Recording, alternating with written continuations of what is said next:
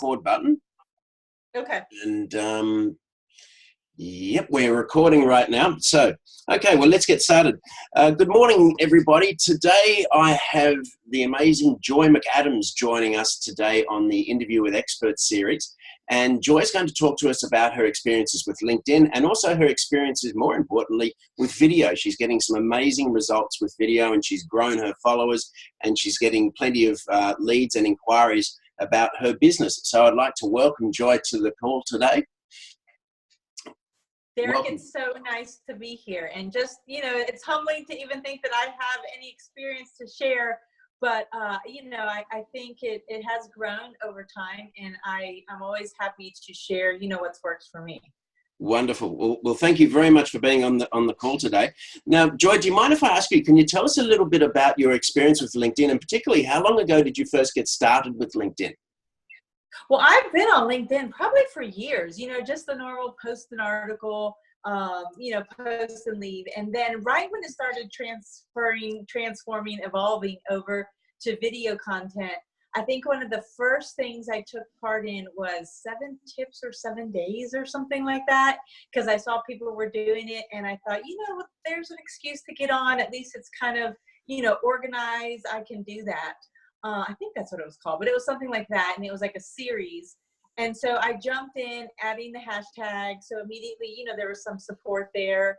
And that's kind of how I started to grow my network, and videos started taking off. And there was one video, though, that kind of was a game changer for me. There was one that was a game changer. Mm-hmm. Absolutely. So what was that one video that shot you to stardom and was that massive game changer for you? Well, unfortunately,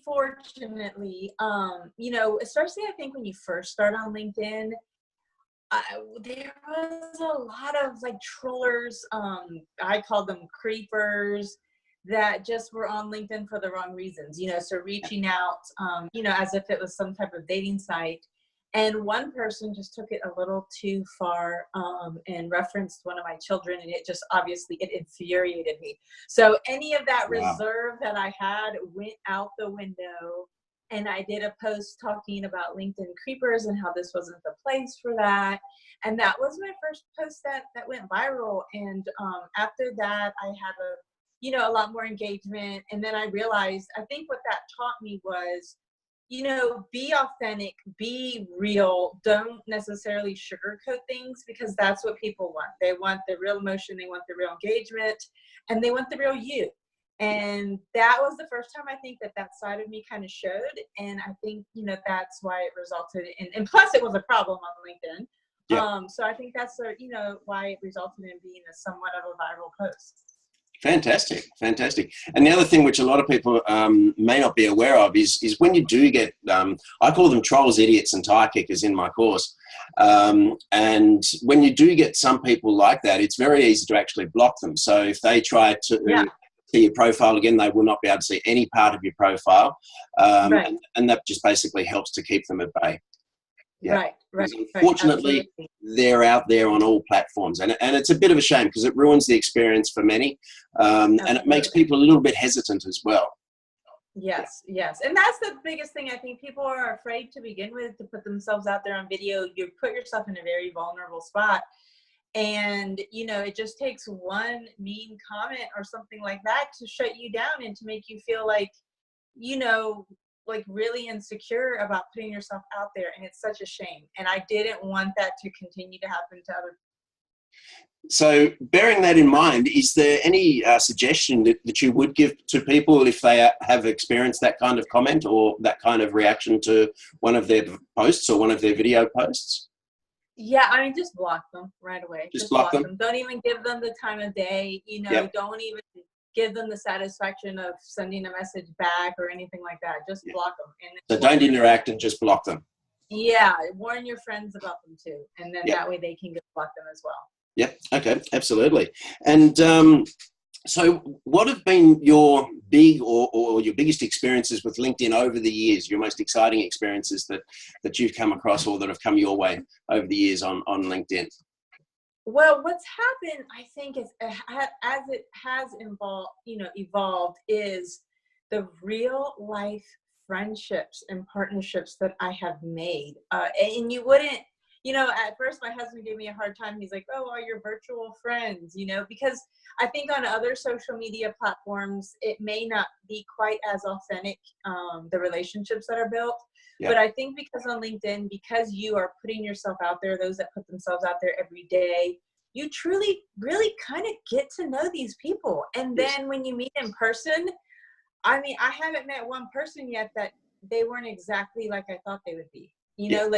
My first experience was I flew out to California to support the Josh Powell Foundation with Amy Perkins, Fabi Powell, and Joel Speed. And we literally went and I stayed at Amy's house, and I had never met her in person.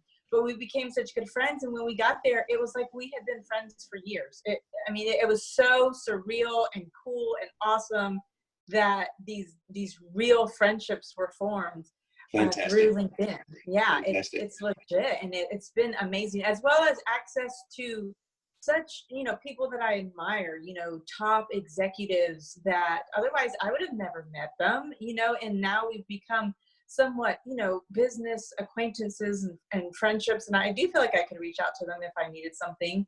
And, and I've gleaned so much wisdom from them just being willing to go have coffee with me. Yep.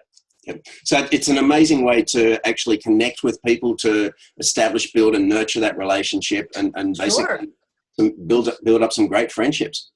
Sure. Absolutely. Absolutely. And the one question I'll tell you that sometimes people will ask, they're like, well, how do I become an influencer? And I've put this on a post before, and that's the wrong question. You don't say, how can I become an influencer? You say, how can I add value? How can I help people? That has to truly be your motive, because you can't fake it on here. You really, really can't. And if your true motive is to go out and to help and to add value, then you will become an influencer. But the motive has to be pure and it has to be authentic. Absolutely. That's how it works. And that's what's neat about this platform. It really weeds out the ones that are there for selfish reasons. They don't make it very far. They really don't. Yeah, absolutely. And tell me, how often do you post a video on LinkedIn? So I try to do a post every day, with the exception of the weekends. Usually I'll either maybe post the one over the weekend or maybe not over the weekend at all. It just depends on what's going on. But Monday through Friday, I'm pretty consistent every single day, to the point where if a video doesn't go up, people are messaging me saying, Joy, are you okay? Because they're expecting it every day. We had a big fiasco over my Fitness Friday. It seems like LinkedIn is not wanting to allow me to post on Fridays, my Fitness Fridays. Maybe they think it's not related to business or whatever.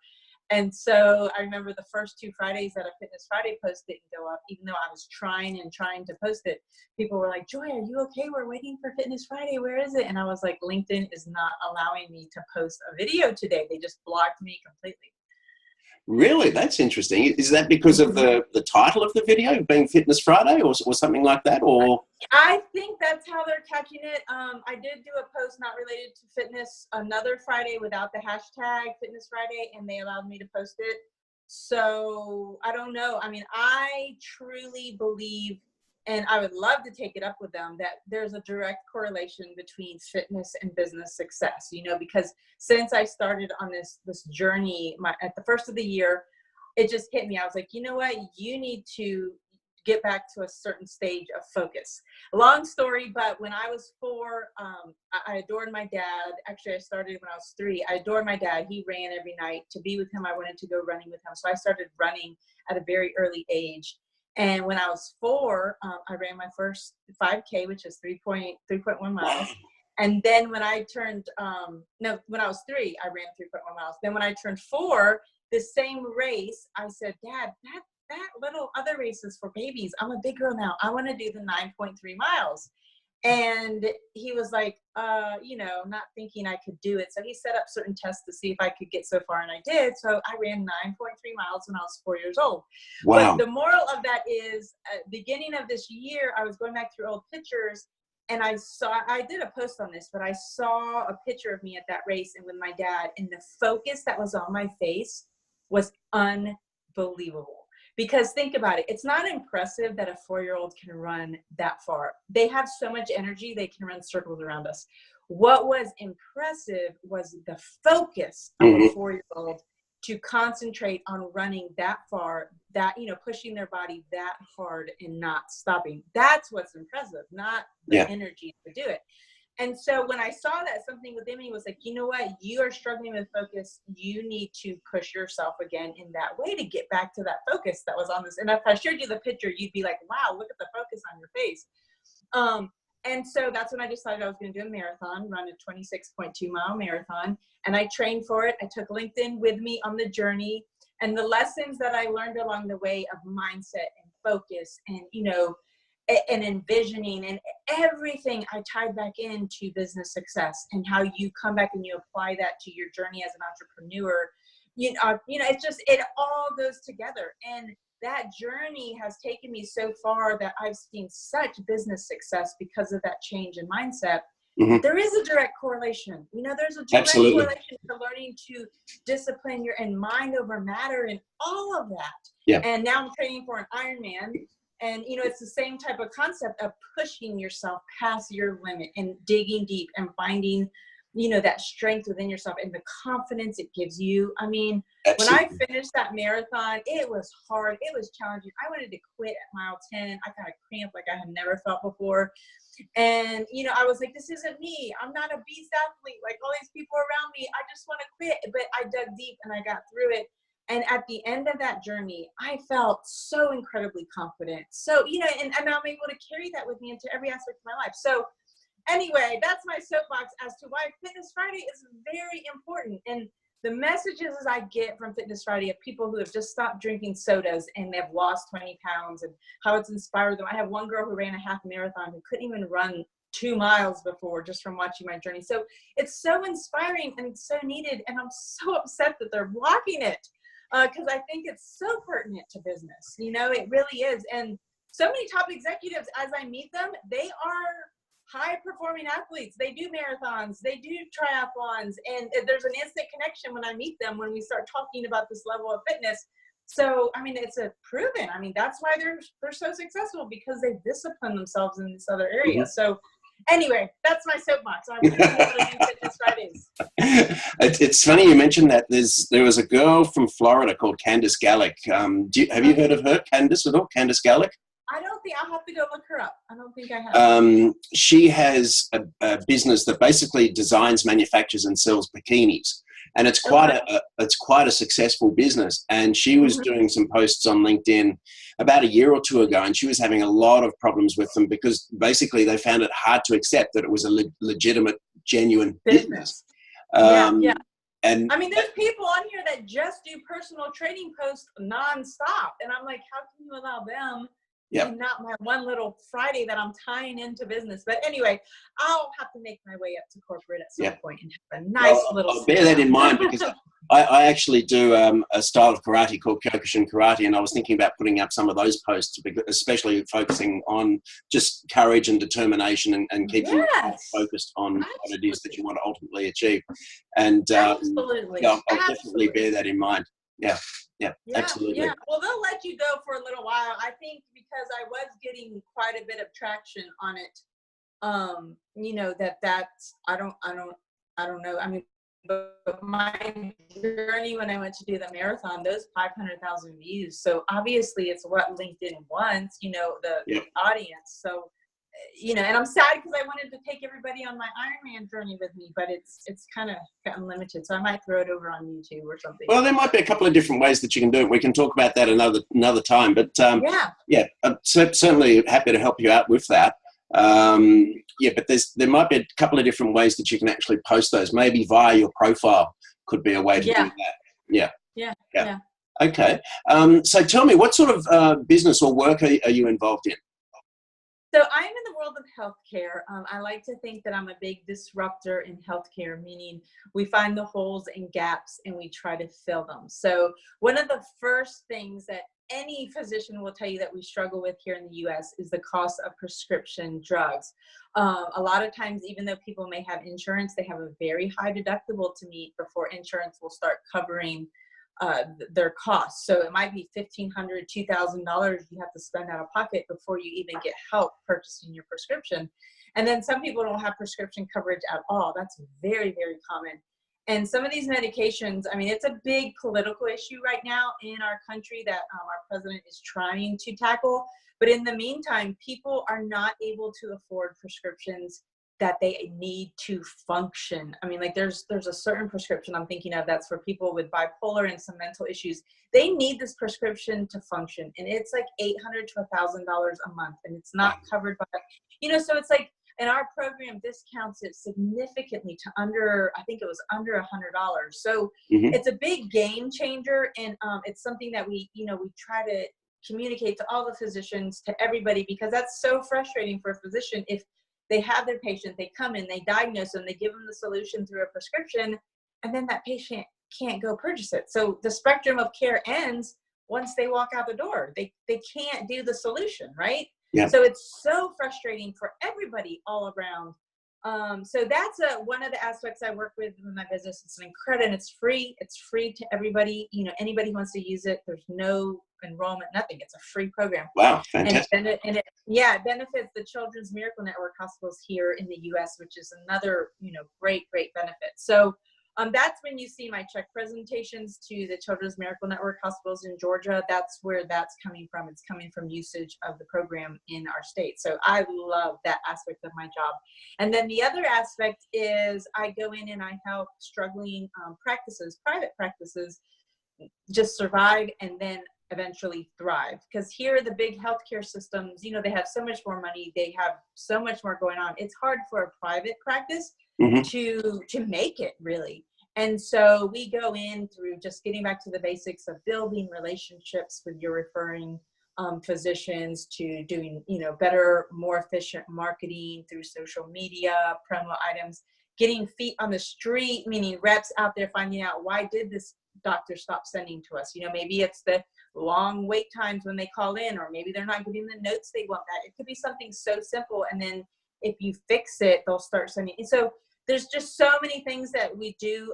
And then the thing about LinkedIn that is awesome is, along this journey, I met two other women who are in the same type of space as I am, but doing different aspects of it. One does billing, and the other does a lot of content creation. And so we've joined together now and formed MedSnake Media.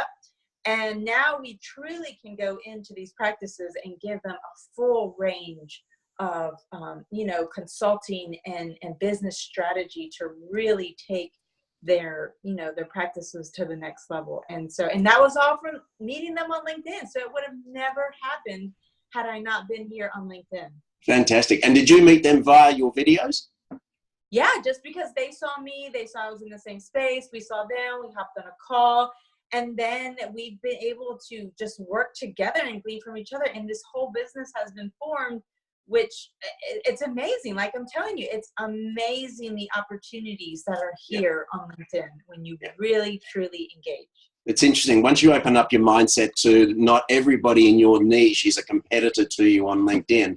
Exactly. And the relationships, the professional relationships, or even partnerships that can be formed, it's certainly quite inspiring. And there's a lot that you can do with that. I've met some partners overseas, and sorry, I missed you for a sec. I've met some partners or some business people overseas that we've formed partnerships with, and I'm yet to even meet them. I've got to jump on a plane at some stage and come over there, but we've got these amazing relationships, and all via LinkedIn. Yeah, it's incredible. Absolutely extraordinary what you can do with it. It really is. Yes, it really, really is. And and here's what I'll say.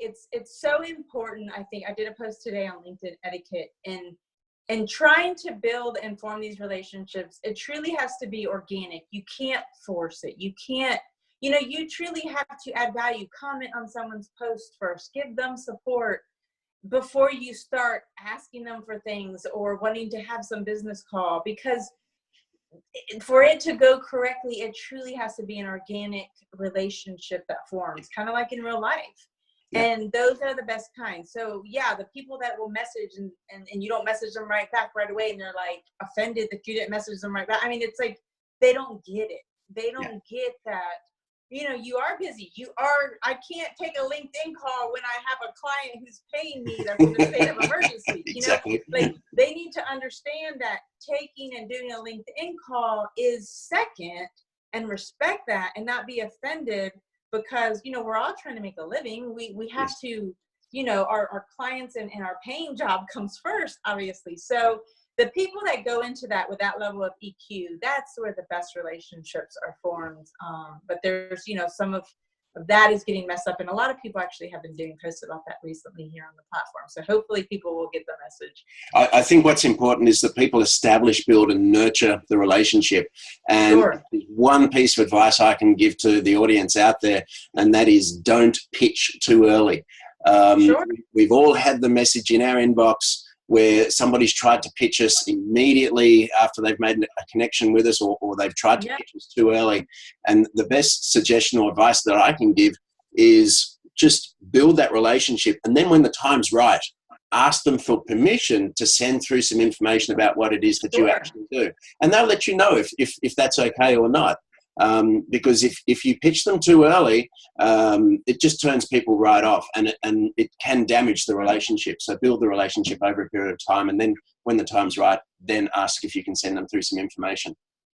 Sure, absolutely. I totally agree with that approach, and it's just so important that more people take that to heart, because so many people say and do things that you would never do in person, right? But because you're behind a screen or behind a keyboard, it's crazy. And then the other thing I threw out there today on the platform was stop with the crazy messages. Like, I can't tell you how many messages I get that are just like, hi, how are you? Or hi, the craziest one, hi, will you be my auntie?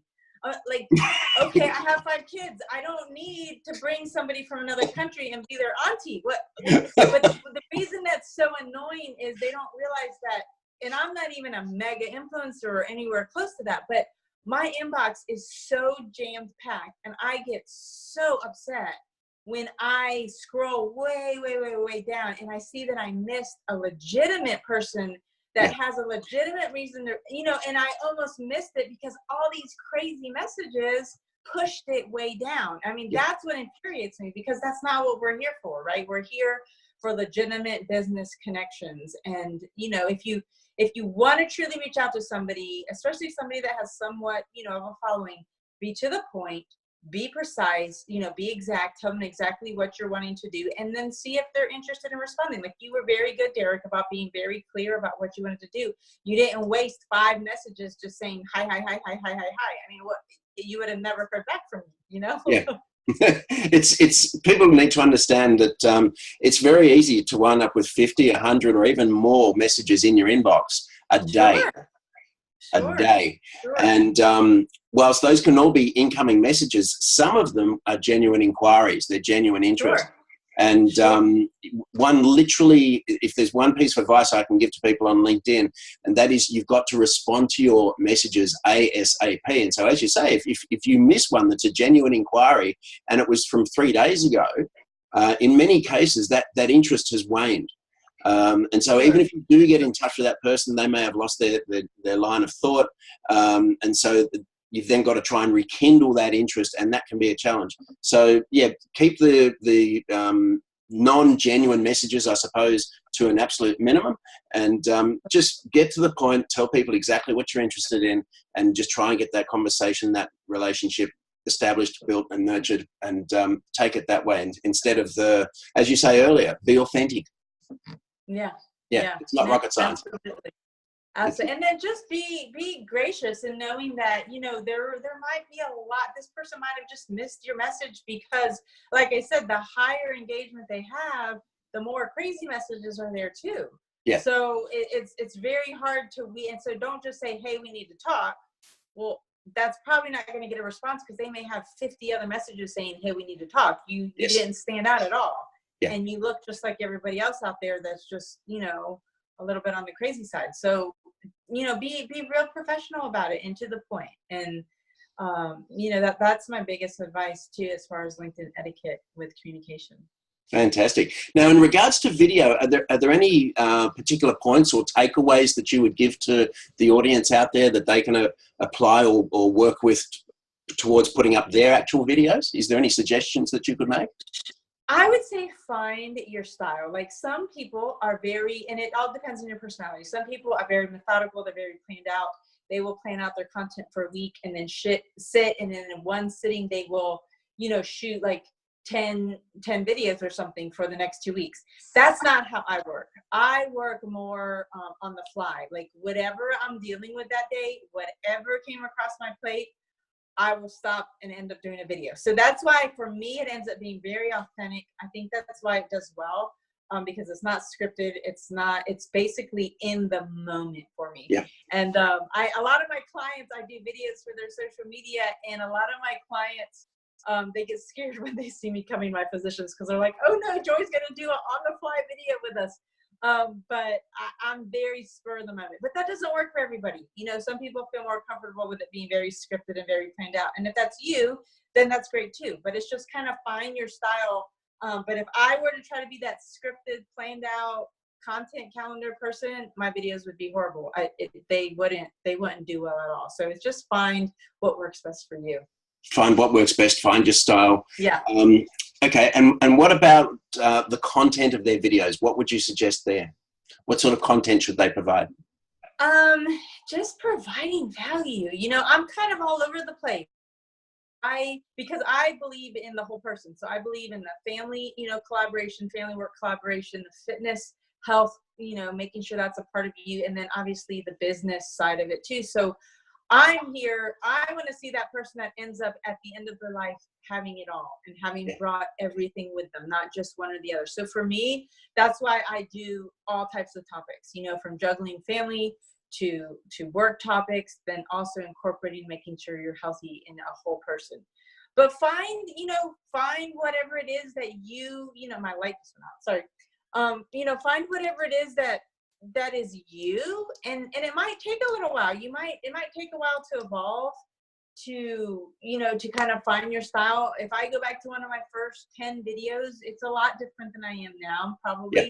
But just know that you're evolve as you go. So just get started. That's the whole point. Just get started, and you don't have to know exactly your style or your thing yet. Just get moving. It's easier to steer a moving ship than one that's sitting still. So get moving and just steer as you go and figure it out, and you will find your style and your voice.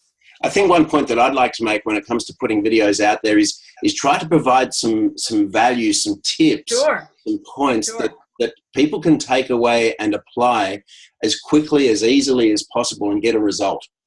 Yeah, no, absolutely. I'm trying to figure out how to turn this light back on. But maybe not. But anyway, no, absolutely. And it's all about adding value, like you said, you know, people, complimenting other people. Like, for instance, you doing this podcast with me, highlighting me, you know, anything you can do to give, that's definitely the way to go. Yep, fantastic. And is there any particular takeaway that you would suggest to people if they're either starting out on LinkedIn or if they're starting out posting videos on LinkedIn, apart from being authentic and just getting started? Is there one particular point that you would recommend to them? Stick with it, because I will tell you, it has changed truly. When I say it's changed my life and in my career and grown my business, it truly has. The power here is real. You know, it's at the end of the day, the time invested has saved me so much time in return. I don't have to chase clients anymore. They come to me, and now it's just about vetting them. You know, I mean, who wouldn't love to be in that position where it's now a nice position to be in, where you've got vetting who you want to take on, not being the chaser. I mean, and then between the relationships I formed, and it has changed my life. It's so worth every minute. It's not wasting your time like maybe other social medias may be seen as. It is truly a business investment to be on here and to engage. So from what you're telling me, or what you're telling us, the audience, your experience is you've been consistently posting videos, you're consistently getting inquiries coming in, and now you're in a position where you get to vet, you get to decide who you actually choose to work with. Is that right? Mm-hmm. Absolutely. I mean, is that not crazy? Is that not so crazy? That's the best way to work. it's opened up so many doors too. Like even now when I go and travel, I'll send messages to, the marketing manager of different hotels and say, I'm going to be in town. Would you like me to do videos while I stay at your hotel? And sometimes they discount it. Sometimes they comp me. Sometimes it might just be a free meal, but it's always something because they recognize the power of reaching the business executive. Fantastic. Well, there's some great advice. That's awesome. That's fantastic. Well, there's some great advice in there, Joy, and thank you very much for being on the call today. We really do appreciate it, and some good ideas, some insights from you provided so that people can get an understanding of how they can best get started with videos and what they can do with those videos on LinkedIn to help themselves and help their business. So thank you very much for joining us today. It's been a pleasure. Absolutely. And hopefully next time, Derek, I'll be doing a video with you. I'm dying to get down to Australia. So fantastic. Well, you're always welcome. And when I'm over in the States, I'd love to catch up. Absolutely. Absolutely. Thank you so much for the opportunity. Okay. Thank you. You have a good evening. Bye.